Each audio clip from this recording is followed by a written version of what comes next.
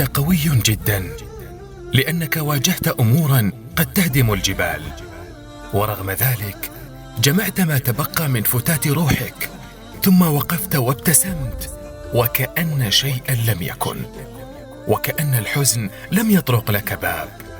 أنت تعلم أن الله لا يكلف نفسا إلا وسعها، لذا عليك أن تعلم أيضا أنك قادر على مواجهة عالما بأكمله وحدك وبمفردك.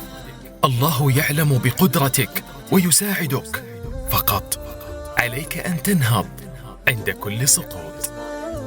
عند كل سقوط. بقلم سماهر محمد.